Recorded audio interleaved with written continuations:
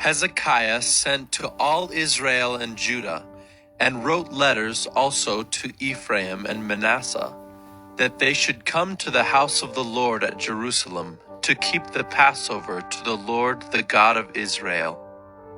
For the king and his princes and all the assembly in Jerusalem had taken counsel to keep the Passover in the 2nd month. For they could not keep it at that time, because the priests had not consecrated themselves in sufficient number, nor had the people assembled in Jerusalem. And the plan seemed right to the king and all the assembly. So they decreed to make a proclamation throughout all Israel, from Beersheba to Dan, that the people should come and keep the Passover to the Lord, the God of Israel, at Jerusalem, for they had not kept it as often as prescribed.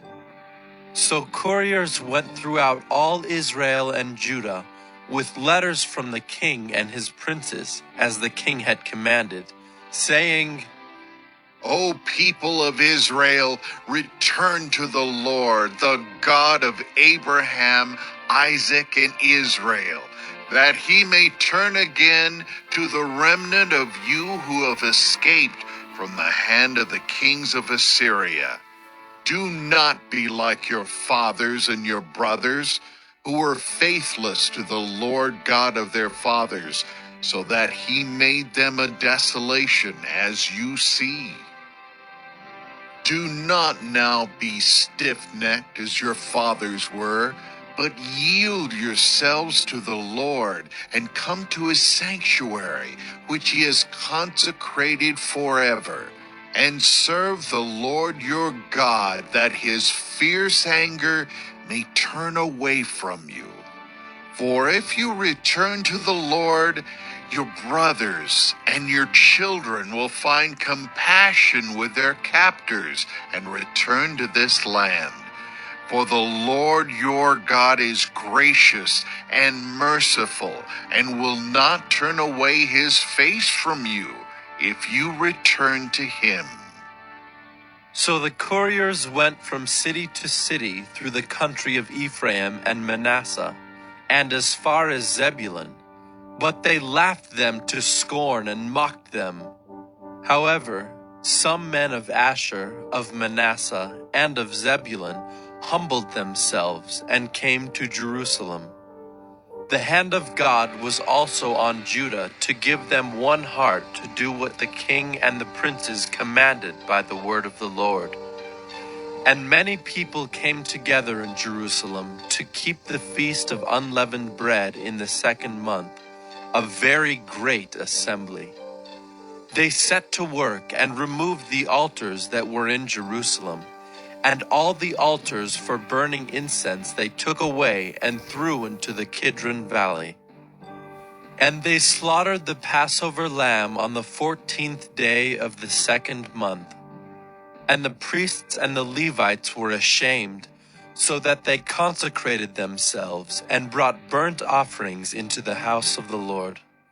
They took their accustomed posts according to the law of Moses, the man of God. The priests threw the blood that they received from the hand of the Levites. For there were many in the assembly who had not consecrated themselves. Therefore, the Levites had to slaughter the Passover lamb for everyone who was not clean, to consecrate it to the Lord. For a majority of the people, many of them from Ephraim, Manasseh, Issachar, and Zebulun, had not cleansed themselves, yet they ate the Passover otherwise than as prescribed. For Hezekiah had prayed for them, saying, May the good Lord pardon everyone who sets his heart to seek God, the Lord, the God of his fathers, even though not according to the sanctuary's rules of cleanness. And the Lord heard Hezekiah and healed the people. And the people of Israel who were present at Jerusalem kept the feast of unleavened bread 7 days with great gladness. And the Levites and the priests praised the Lord day by day, singing with all their might to the Lord. And Hezekiah spoke encouragingly to all the Levites, who showed good skill in the service of the Lord. So they ate the food of the festival for 7 days, sacrificing peace offerings and giving thanks to the Lord, the God of their fathers. Then the whole assembly agreed together to keep the feast for another 7 days. So they kept it for another 7 days with gladness.